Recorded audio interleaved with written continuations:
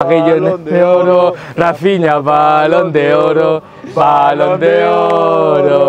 Rafinha, balón de oro.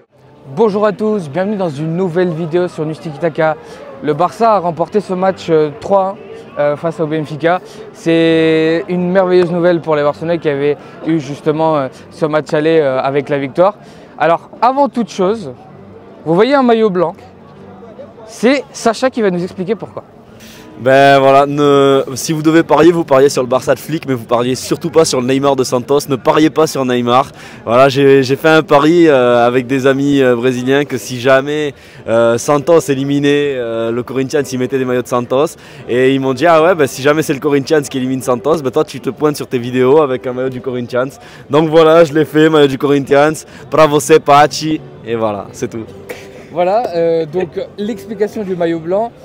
Ce sera certainement la seule fois où vous verrez un maillot blanc. Hein, non, il y a le maillot Gundogan aussi qui peut ressortir à n'importe quel moment. D'accord, mais il y a un logo Barça, donc ça passe. Alors, moi ce que je veux dire sur ce match-là, c'est que bon, je pense qu'on s'est régalé sur la première mi-temps. Forcément, ce qui a été le plus important, je pense, ça a été le début du match. Comme la première mi-temps, j'ai dit. Cet hommage forcément à Carles Miñaro. C'était une semaine compliquée pour les supporters du Barça. On n'a pas pu assister justement à ce match face à Osasuna. C'était important pour lui de lui faire ce cadeau. Tanguy en a parlé dans l'avant-match. On en parlait énormément aussi lors des unes qu'a posté Sacha sur Twitter. N'hésitez pas à nous suivre sur Twitter. Vous avez tout ce bon contenu qui est disponible. Alors, pour commencer, comment ça va Sacha? Je te vois déjà, le Brésil né en toi là. Ben voilà, Monsieur Ligue des Champions est au Barça, ça faisait longtemps qu'on ne l'avait pas eu. On avait retrouvé un tweet du Barça cette semaine avec Lionel Messi qui postait avec la Ligue des Champions de Berlin avec le chiffre 4 pour lui. Le Barça l'avait déjà appelé Monsieur Ligue des Champions à l'époque. Ben ça y est, le Barça a un nouveau Monsieur Ligue des Champions, encore un doublé pour Rafinha ce soir. 11 buts désormais en Ligue des Champions, meilleur buteur de la Ligue des Champions. Franchement, tout va bien, en quart de finale, on est là et on attend Lille ou Dortmund. C'est magnifique. Tanguy, comment ça va? Tu sais, on a beaucoup parlé du maillot blanc de Sacha, j'ai oublié le mien parce que j'étais enjoué tellement de la performance de ce Barça et ça ne peut qu'aller, c'est magnifique. Alors justement, la performance de ce Barça a été exceptionnelle. On va commencer, je pense, par, alors non pas Rafinha, que je pense qu'on va évoquer longuement, mais moi, vu que tu me parlais de cette émotion, on va commencer par ça, je pense, Pedri.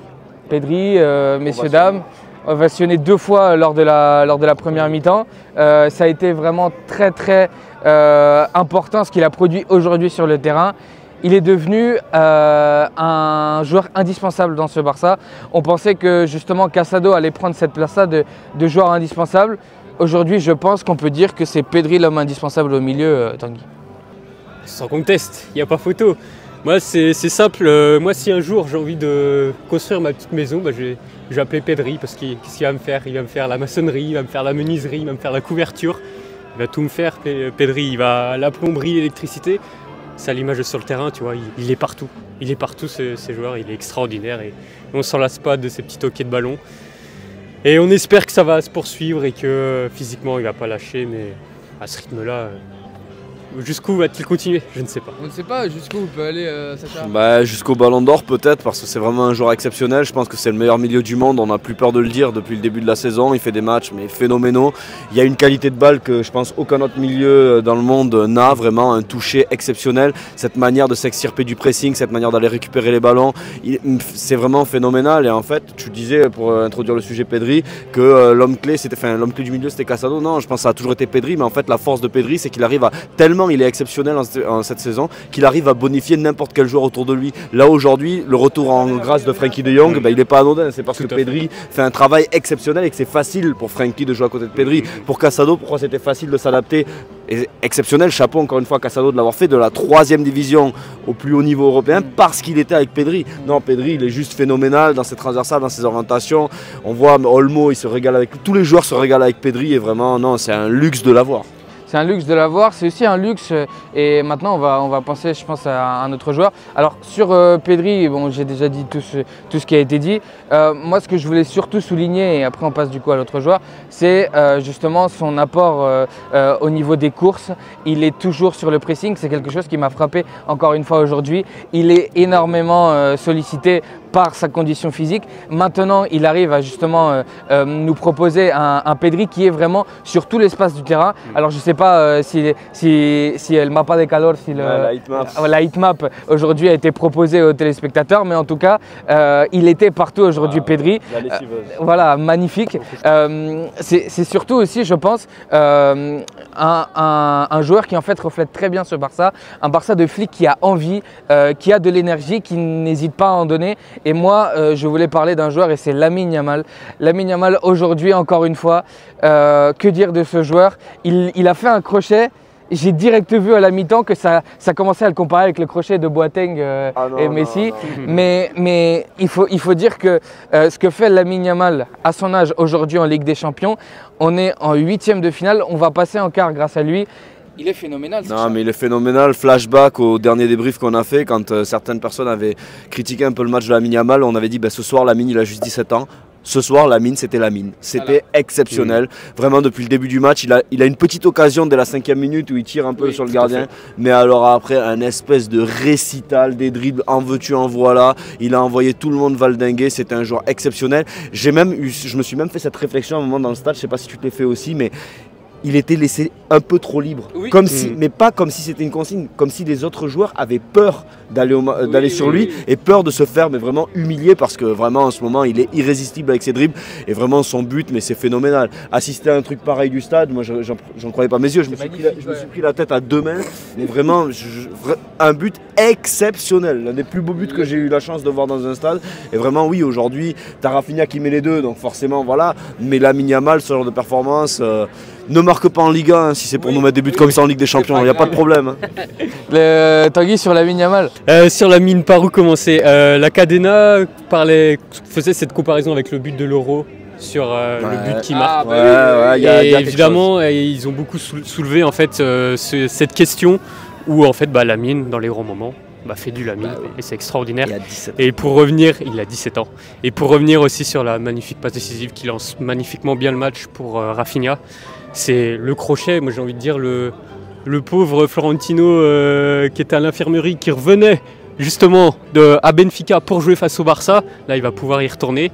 Et le malheureux arrière gauche Dal de Benfica, qui normalement n'est pas titulaire, lui, il va vouloir retrouver le banc tout de suite. Je crois que tu tiens quelque chose, hein. Lamine Yamal qui va faire des cauchemars à Florentino.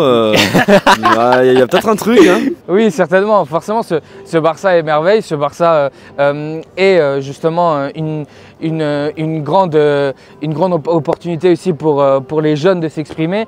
Il arrive justement à être un Barça qui, au-delà des joueurs de qualité, arrive à avoir des jeunes joueurs. Maintenant, on va passer à un joueur d'expérience. J'ai envie qu'on ouvre un dossier et là vraiment, et avant que Sacha ne me le dise en off, je veux dire, on n'en peut plus, c'est plus possible. Lewandowski aujourd'hui, combien de tirs il nous a ratés, combien d'occasions franches? 4 me fait de la main Sacha, j'en ai compté au moins 3, il ne doit pas être loin des 4. C'est terrible parce qu'en fait, on aimerait sortir de ce match et se dire tout a été parfait, tout a été nickel, le Barça est en quart, mais on ne peut pas s'empêcher de penser à Lewandowski, Sacha. Vous le savez ici, je suis je pense le plus gros défenseur de Lewandowski, j'arrête pas de rabâcher que quand il y a des matchs à 1-0 en Liga, c'est lui qui met le but, c'est le meilleur buteur d'Europe, blablabla. Mais là ce soir, gros clin d'œil au frérot Bakary, mais c'est juste pas possible en Ligue des Champions en fait. Je veux dire, c'est un 8e de finale, c'est un match qui même se joue aussi sur des détails, hein, parce qu'il y a un penalty qui peut être sifflé pour le Benfica, je sais pas trop, bon on verra à la télé.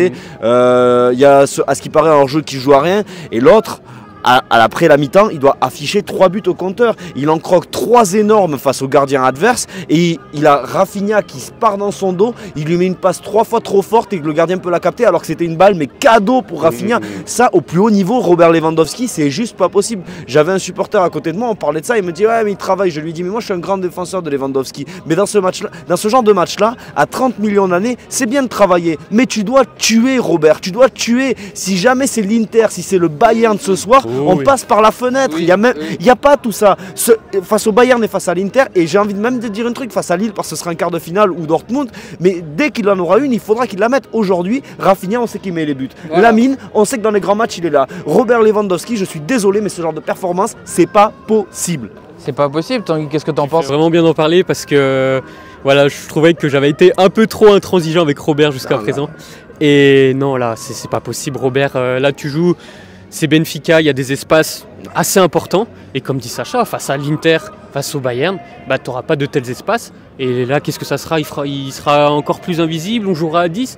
Et franchement, ce soir, je le dis, Robert Lewandowski a la chance d'être avec des joueurs comme Lamine Yamal et Rafinha. C'est exactement ça. Et malheureusement, c'est le constat qu'on fait parce que vu le nombre d'occasions qu'il rate et vu le nombre de buts qu'il a, je veux dire, t'en parlais, hein, et justement, tu faisais le défenseur de Lewandowski, meilleur buteur d'Europe, tout ça.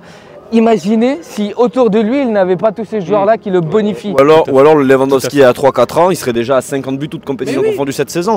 Mais là, ce soir, vraiment, j'insiste. Alors, il aura une occasion de se rattraper dès ce dimanche au Metropolitano. Et j'espère que ce sera lui qui donnera le but de la victoire là-bas. Mais très sincèrement, en Ligue des Champions, mais c'est un énorme avertissement. Ça ne peut plus jamais arriver de louper de croquer 4 énormes occasions comme ça. C'est terrible. Face à une équipe qui, honnêtement, avait ses petits moments aussi. Bon, le Barça était nettement supérieur, mais t'attends que ton 9, mais il les met 6 pris sous terre. Tout à fait. En fait, ce qui est malheureux, c'est que Lewandowski, on sait qu'il a cette qualité. C'est pas comme si c'était un joueur comme Victor Roque qui commence, où on se dit, même en Ferran Torres. Mais là, c'est Robert Lewandowski. On sait exactement ce qu'il est capable.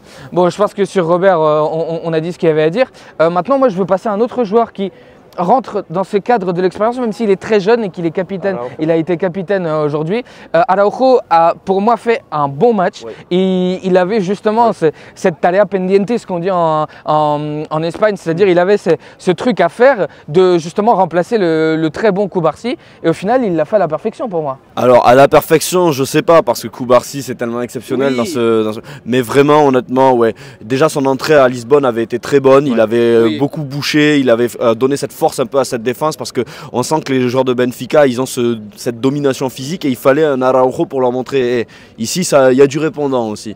Et franchement il a fait un très bon match, il s'est pas fait prendre dans son dos, il a été très appliqué.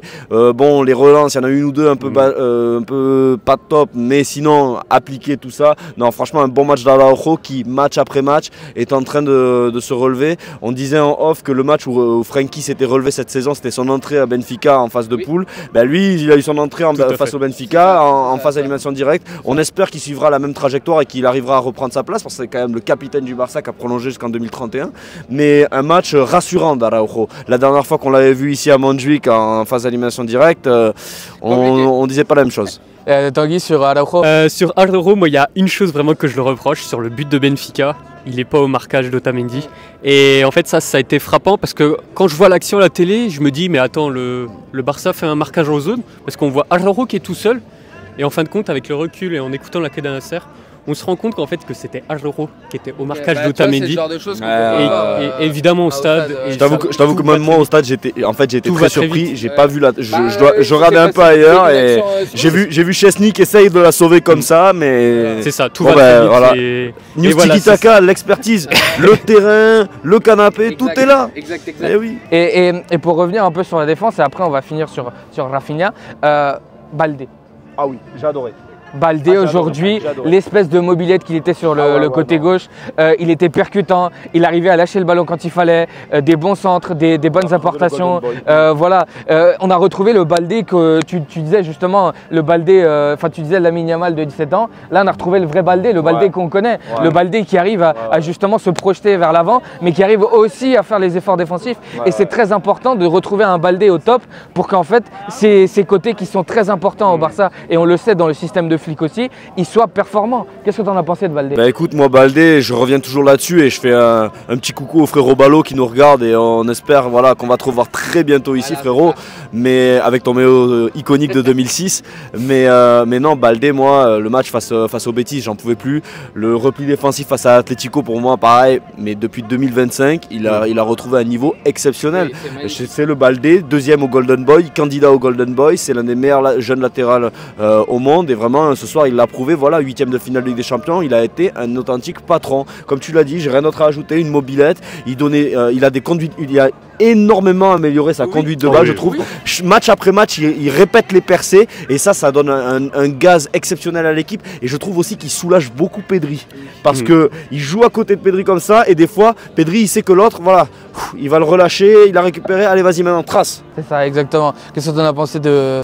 Alejandro Balde, c'est une vraie moto. Ce gars-là, je sais pas où il trouve ses poumons, mais les efforts qu'il a fait, les allers-retours qu'il a fait, j'aimerais bien savoir le nombre de kilomètres qu'il a fait. Et franchement, il a fait un match extraordinaire. Et j'avais envie d'apporter une petite mention spéciale à un membre de la défense qui a été énorme ce soir. Et c'est même plus surprenant parce que c'est Inigo Martinez qui enchaîne les matchs. On a parlé d'expérience. Et moi, je me suis amusé à regarder ses relances en première mi-temps. À chaque fois, il cassait les lignes. C'est extraordinaire et c'est le patron de cette défense. C'est vraiment le patron de cette défense. Forcément, en fait, je pense que justement, et Sacha le disait en off, peut-être le seul joueur qui a été en dessous aujourd'hui, c'est Lewandowski. Voilà. Et maintenant, le joueur qui a été au-dessus du lot, qui continue à rayonner. Rafinha, Ballon d'Oro, Ballon d'Oro, Rafinha, Ballon d'Oro. C'est ce qu'on a entendu, justement à Montjuic, c'est ce qu'a répété le public du Youth Campaigns. Ça fait déjà quelques semaines que la propagande est en marche pour Rafinha. Rafinha, Ballon d'Oro, Sacha. Qu'est-ce que tu en as pensé? Joueur de grand match, big time player, exceptionnel. Je crois qu'il est à 27 buts maintenant cette saison. Il est le meilleur buteur en Ligue des Champions. Voilà. Oui, je suis forcément ému parce que ce joueur, je l'ai toujours défendu depuis qu'il était au Barça. Quand beaucoup voulaient le vendre, moi je disais pendant l'année du titre avec Xavi, c'est lui qui faisait soit la passe, soit qui mettait le but. J'ai vraiment toujours eu confiance, mais il dépasse toutes mes expectatives. Vraiment, c'est un joueur exceptionnel. J'aurais jamais cru que ce mec pouvait arriver au niveau du Ballon d'Or et pourtant le travail, la concentration, l'abnégation, Rafinha, voilà, c'est un modèle pour tout le monde. Ce soir, encore une fois, il est clinique, 2 occasions, 2 buts, 2 beaux buts. Vraiment, vraiment surtout le deuxième, il aligne bien le gardien et non, c'est un régal. Franchement, ça fait plaisir de juste, tu vois, quand tu achètes un maillot, parce qu'ils sont chers les maillots, et qu'honnêtement, tu as le joueur qui te donne autant de satisfaction au stade, ben, merci Rafi. Et en quart de finale, on veut la même, demi-finale, on veut la même, et à la fin, tu es en or, parce que le Brésil, ça fait longtemps qu'ils ont besoin d'un vrai candidat au Ballon d'Or.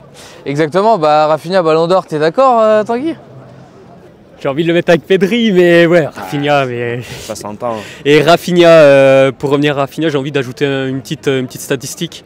Alors à l'heure actuelle où on parle en faisant cette vidéo, c'est le meilleur buteur de la Ligue des Champions, mais c'est aussi le meilleur passeur décisif de la Ligue des Champions. Beau. Il a égalité avec Brandt, Achraf Hakimi. Si je peux me permettre de te couper, il a égalé les buts de Ronaldo Nazario. Exactement, tout à fait. Et donc, ouais, non, mais Rafinha, c'est extraordinaire. Enfin, je le répète depuis le début de la saison, je ne pensais pas le voir à ce niveau. Et en fait, j'ai l'impression qu'à chaque match, il n'a pas de plafond de verre, en fait, ce mec. On se dit... et tout ça, bah, en fait, Rafinha, c'est un peu à l'image de plusieurs joueurs qui sont à leur meilleur niveau. Il y a Rafinha, il y a Pedri, il y a De Jong qui commence à retrouver son meilleur niveau. Il y a des Inigo Martinez. Je ne pensais pas qu'il allait atteindre ce niveau-là. Et en fait, bah, le tout combiné, tous ces joueurs qui sont à leur meilleur niveau, on se dit que bah, en fait, c'est pas anodin parce que derrière, il y a le travail d'un homme, Hansi Flick. C'est magnifique, voilà, chapeau Hansi Flick. Je pense que le Barça en a fait le tour et je pense que le Barça va continuer à briller dans cette Ligue des Champions. En tout cas, c'est ce qu'on espère. Il faudra voir si c'est Lille ou Dortmund, c'est bien ça, voir qu'est-ce qui va se passer dans cette suite de Ligue des Champions. Moi, je vous remercie encore une fois pour être là pour les vidéos. Merci Tanguy, merci Sacha. Merci à vous qui regardez la vidéo. Merci à Greg pour la place. Tu te reconnaîtras si tu regardes la vidéo. Nous, on se retrouve dans une prochaine vidéo. Merci à tous. Ibiska, News Tiki Taka.